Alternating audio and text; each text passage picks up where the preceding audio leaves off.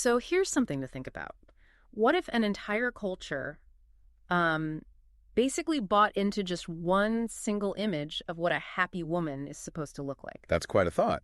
And for a long stretch there, in the 1950s and 60s, that image was pretty specific, wasn't it? Exactly. The suburban housewife. It wasn't just popular, it felt like the only path. So what actually happens when everyone accepts one definition of fulfillment? Yeah, this is the core question. Today we're exploring this phenomenon, the feminine mystique. This widespread idea that a woman's ultimate satisfaction, her whole purpose really, was found in being a wife and mother centered in the home. And our main guide for this is Betty Friedan's really groundbreaking book, The Feminine Mystique. It completely changed the conversation. It really did. We also want to give a shout out to Mindful Moments. It's a YouTube channel doing AI book analysis. They often spark some great critical thinking on topics just like this one. Good connection. So let's dive into how this feminine mystique even started. It wasn't just accidental, right? It felt like a very deliberate cultural shift after World War II. Oh, absolutely deliberate. You see this huge push towards domesticity.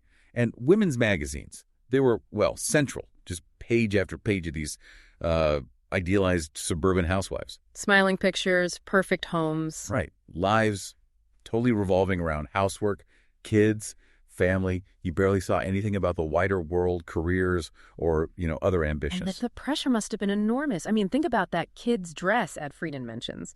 The one saying she, too, can join the man trap set. It's shocking, isn't it? It just lays bare how early girls were sort of conditioned to see marriage as the prize, the main goal. And even higher education, for women who pursued it, often seemed, well, channeled towards that same end, the whole PhD degree idea. Putting husband through. Yeah. It symbolized that a woman's education was primarily seen as a way to support her husband's career, or maybe find a suitable husband in the first place. So society was actively funneling women into these very specific roles. It wasn't just happening, it was being reinforced constantly. Exactly. Through media, advertising, social expectations, even how education was sometimes framed. Get married early, have kids. That was the dominant message. Yes, but okay, beneath this seemingly perfect picture of happy homemaking, Friedan found something else entirely. This problem that has no name. What was that about? That's maybe the most powerful part of the book. It raises these fundamental questions about fulfillment. What she found was, despite doing everything they were supposed to do, getting married, having kids, running the house, countless women felt this deep dissatisfaction. Like an emptiness. Yes, emptiness, frustration, a sense of, is this all there is? And the really damaging part, they mostly felt alone. They thought something was wrong with them personally because they weren't blissfully happy in the role everyone said was ideal. That feeling of isolation must have been just awful. Society's telling you you've got it made, you should be happy, but inside you're not, and you feel ashamed. Deeply ashamed. And when they tried to talk about it, the feeling was so vague, so hard to pin down, that even, doctors and psychoanalysts often didn't get it. They didn't have a name for it. So they couldn't even articulate it properly. Exactly.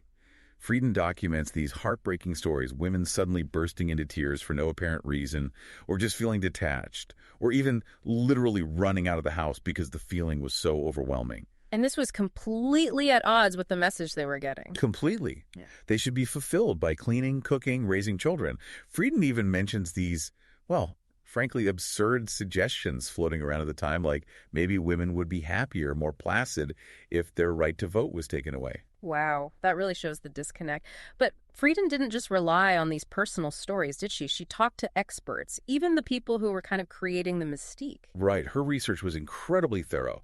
She spoke with housewives, yes, but also college girls trying to figure things out, magazine editors shaping the narrative, advertisers, sociologists, psychologists. The whole spectrum. And people cooperated, even those involved in, say, advertising these ideals. Surprisingly, yes, many did. She looked at how Freudian ideas, particularly the concept of penis envy, were being sort of twisted or misapplied to explain away women's unhappiness as just neuroticism, rather than a valid response to their situation. So established theories were used to kind of dismiss their feelings. Pretty much. And it wasn't just Freud. The dominant thinking in social sciences then, functionalism, tended to see traditional gender roles as serving a necessary function for society's stability. So it reinforced the status quo. It often did, yeah, without really questioning the cost to individuals. Even interpretations of famous anthropologists like Margaret Mead were sometimes used to bolster these traditional views of women's natural roles. That must have been especially tough for college-educated women. They had the intellectual capacity, but limited outlets. Exactly. Friedan highlights this real tension. You have these bright young women, but society tells them their main goal is marriage. Some even admitted to deliberately dumbing themselves down or avoiding challenging subjects so they wouldn't seem intimidating to men. It seems like this intense focus on domestic life also created some unexpected issues, even within marriage itself, in terms of intimacy. That's another paradox she uncovered. You'd think with all the emphasis on home and family, things would be great, but she found reports of rising sexual dissatisfaction among wives. Really? Even with more sexual advice appearing in magazines back then? Right. More advice, but also, apparently, growing disinterest from husbands. Friedan suggested some women were trying to find their whole sense of identity, of feeling alive, solely through their connection to their husbands, which is a huge burden to place on a relationship. That sounds incredibly complex. Relying entirely on your husband for your sense of self and then maybe facing indifference, it leaves a huge void. Makes you think about the economic angle, too. Definitely. Friedan didn't shy away from that. She looked hard at how advertising and motivational research actively worked to keep the mystique going because it fueled consumer spending. Ah, the buy more stuff to be happy angle. Precisely. Target young brides. Get them hooked on the idea that happiness comes through appliances, furniture, the perfect home. The modern housewife was actively constructed as a primary consumer. So it wasn't just cultural pressure. There were real economic forces invested in keeping women in that role. Absolutely. And the great irony, Friedan points out, is that while homemaking was promoted as this fulfilling career, it actually had incredibly low status in society. Nobody really valued it, even as they told women it was their highest calling. And the actual work itself? Did that contribute? Well, yeah. There's the famous observation that housework tends to expand to fill the time available. If you don't have another purpose, another structure to your day, chores can just take over everything. Right. Parkinson's law for the home. Kind of. And she even talked about house design, those new open-plan suburban homes. They looked modern, but they meant the housewife was sort of perpetually on display, always surrounded by her work, with no real private space to cultivate her own identity. So even women who seem to fit the mold perfectly on the outside Often felt just as empty inside. The outward conformity didn't necessarily bring inner peace. Looking at the bigger picture then, what were the wider consequences of this whole feminine mystique? It obviously affected the women directly, but did it ripple outwards? Oh, absolutely. Friedan argued it impacted the children too. Growing up with mothers who might be unfulfilled or living vicariously through them could lead to issues with dependence, making it harder for kids to develop their own strong sense of self. That makes sense. She also noted things like potentially increased hostility from men towards women and suggested the rising divorce rates might be partly linked to the unrealistic pressures the mystique placed on marriages. And the core issue was this lost potential. Yes, what she called the forfeited self, the denial of women's full human potential, their basic need to learn, grow, and contribute to the world beyond the home. It's worth remembering, too, researchers like Maslow found links between self-esteem, what he called dominance feeling, and sexual fulfillment in women, which ran counter to the prevailing ideas. And Kinsey's work showed correlations between a woman's level of education and her experience of orgasm.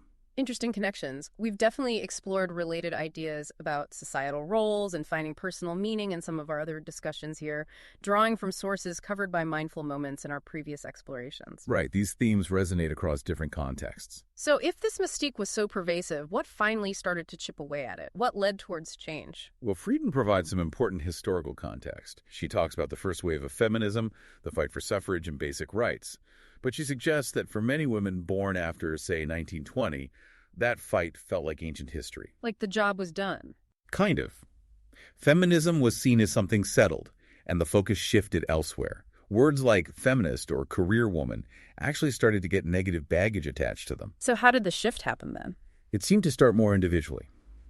Friedan tells stories of women who, often out of sheer desperation or a spark of curiosity, started to break out. The housewife who decided to learn Russian, just for herself, and eventually became a teacher. Small acts of reclaiming their own lives. Education seems key there. Education was huge, yes. If it was pursued with a real plan, a sense of purpose beyond just finding a husband or filling time, it offered a path out, a way to develop skills and identity. But it probably wasn't easy for women trying to go back to school later, right? Oh, definitely not.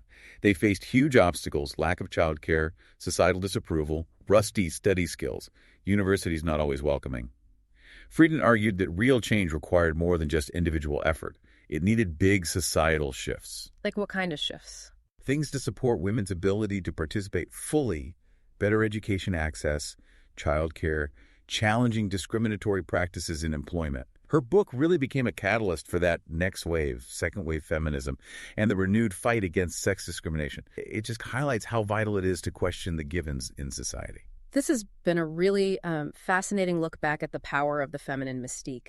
It's quite sobering, actually, to think how deeply that one ideal shaped a whole generation and, frankly, how much potential it might have suppressed. It really is. And what's so relevant, I think, is how Friedan's analysis pushes us to look at our own time. Are there subtle, maybe even unspoken mystiques that still shape how we think about fulfillment or identity today? For anyone. That is a powerful question to leave us with. Just imagine all that energy, all that intelligence that was confined by the feminine mystique. Imagine the collective good, the innovation, the creativity when everyone is genuinely free to define their own path. A profound thought.